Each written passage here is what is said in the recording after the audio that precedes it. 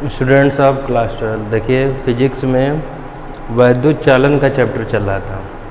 उसमें आगे हम लोग देखेंगे प्रतिरोधों के संयोजन। ठीक, प्रतिरोधों के संयोजन में सबसे पहले आएगा श्रेणी क्रम संयोजन। ठीक है, अगर प्रतिरोधों को सीरीज में लगाया जाता है, ठीक, और उसका संबंध किसी स्रोत से अर्थात सेल या बैटरी से किया जाता है तो प्रतिरोधों में क्या संबंध होगा अर्थात तुल्य प्रतिरोध क्या होगा, इसके बारे में जानना है। देखिए इससे पहले कक्षा 10 में भी आपको बताया गया होगा। तो इसको देखिए, सबसे पहले अगर लैंग्वेज लिखनी है तो श्रेणी क्रम संयोजन होता क्या है। श्रेणी क्रम संयोजन ये होता है कि अगर यह एक ऐसा संयोजन है जिसमें कोई एक पहला प्रतिरोध या एक प्रतिरोध मान सकते हैं, ठीक है, पहले प्रतिरोध का संबंध जो है उसके दूसरे सिरे का संबंध अगले प्रतिरोध के पहले सिरे से, इसी प्रकार दूसरे जो प्रतिरोध होगा दूसरे सिरे का, दूसरे प्रतिरोध का दूसरा सिरा उसका संबंध तीसरे प्रतिरोध के पहले सिरे से कर दिया जाता है। ठीक है, तथा पहले प्रतिरोध तथा अंतिम प्रतिरोध के पहले सिरे और अंतिम प्रतिरोध के आखिरी सिरे का संबंध जो है एक स्रोत से कर दिया जाता है अर्थात बैटरी या सेल से कर दिया जाता है। ठीक है, और जिसका वोल्टेज जो होता है, विभवांतर जो होता है वो V के इक्वल होता है। ठीक है, इसमें क्या होता है, इसमें जो प्रत्येक प्रतिरोध होगा वो इसके विभवांतर के अनुक्रमानुपाती होगा। ठीक है, डिपेंडेबल होगा इस पर। ठीक, और इसका जो संयोजन का कुल विभवांतर V होगा, परंतु इसमें धारा I होगी। ठीक है, धारा क्या होगी, धारा I समान इसमें चलेगी। समझ रहे हैं। तो देखिए सबसे पहले करेंगे क्या, करना यही है, लिखेंगे माना 3 प्रतिरोध R1 R2 R3 हैं। ठीक है, चूँकि संयोजन जो है श्रेणी क्रम संयोजन उसका जो विभवांतर है वो V है, अतः इसमें समान धारा I प्रवाहित होगी तथा इसके प्रतिरोधों के अलग अलग विभवांतर V1 V2 और V3 है। हमने 3 प्रतिरोध माने हैं। ठीक, तो सबसे पहले लिखना चालू करते हैं। क्या लिखेंगे, माना 3 प्रतिरोधों, माना 3 प्रतिरोधों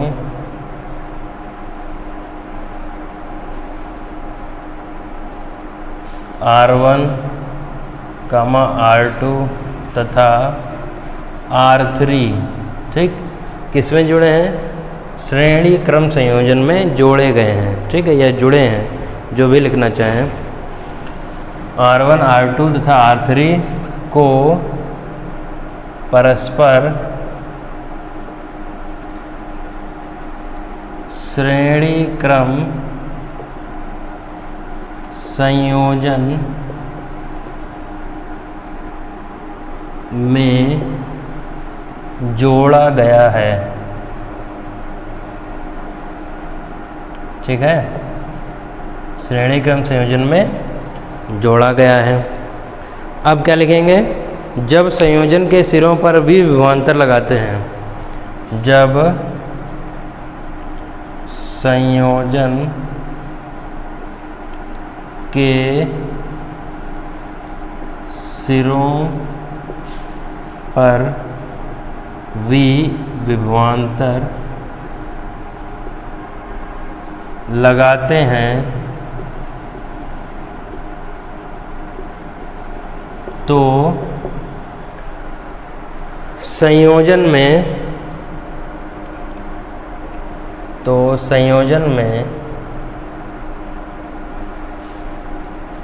एक समान धारा I प्रवाहित होने लगती है। ठीक, ये लिख लिया हमने। अब क्या करेंगे, जो प्रतिरोधों का विभवांतर है वो अलग अलग होगा। ठीक है, तो लिखेंगे जबकि उनके सिरों पर विभवांतर क्रमशः, जबकि उनके सिरों पर विभवांतर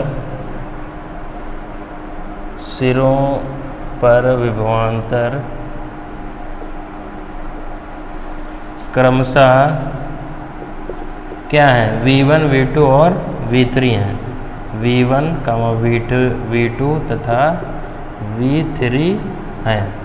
ठीक, अब देखिए अब क्या करते हैं। सबसे पहले यदि हम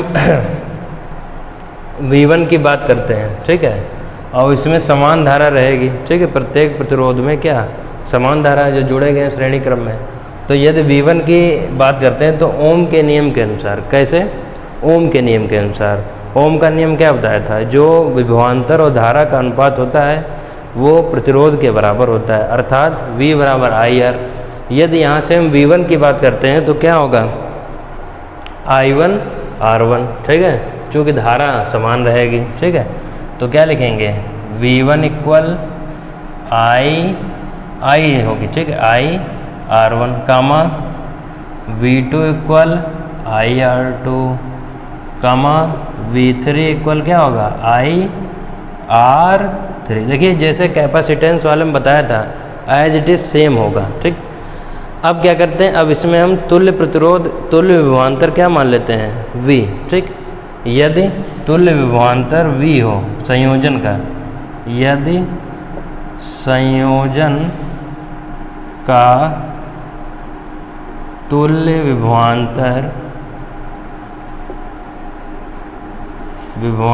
V हो तो तुल्य का मतलब होता है कुल।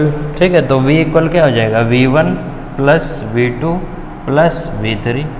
समझ रहे हैं, तो यहाँ पर क्या वैल्यू रख दो, तो V इक्वल V1 की वैल्यू क्या है I R1 plus I R2 plus I R3। ठीक है, अब यहाँ से क्या करेंगे, कॉमन ले लेते हैं, कॉमन क्या मिल रहा है I। ठीक, तो V इक्वल क्या हो जाएगा I, अंदर बचा R1 plus R2 plus R3। ठीक, तो ये बच गया। ठीक है, चूँकि जो संयोजन है उसका कुल विभवांतर V है, तुल्य विभवांतर V है और धारा I प्रवाहित हो रही है, यदि इस संयोजन का तुल्य प्रतिरोध R हो, ठीक है, I धारा है और तुल्य प्रतिरोध क्या हो R हो, तुल्य विभवांतर क्या है V हो, चूँकि हमको मालूम हो ओम के नियम के अनुसार, ठीक, ओम के नियम से क्या मालूम है कि V इक्वल क्या होता है IR के बराबर। V इक्वल क्या होता है IR। तो हम क्या करेंगे, यहाँ पर जो V था ये V, इसकी जगह क्या रख देंगे IR रख सकते हैं। तो IR बराबर I बाहर रहेगा, तो R1 plus R2 plus R3, I से I कैंसिल कर दिया, संबंध क्या निकलेगा R बराबर R1 plus R2 plus R3। ठीक है, यही जो होता है क्या श्रेणी क्रम संयोजन में तुल्य प्रतिरोध का सूत्र होता है। समझ गए, इसके नीचे लिख देंगे कि यही श्रेणी क्रम संयोजन में तुल्य प्रतिरोध का सूत्र है। ठीक, इसके बाद में हम लोग क्या पढ़ेंगे, इसके बाद पढ़ेंगे समांतर क्रम। ठीक है, और इसके बाद में हम कुछ इसमें जो है इसके न्यूमेरिकल्स बताएंगे NCERT वाले। ठीक।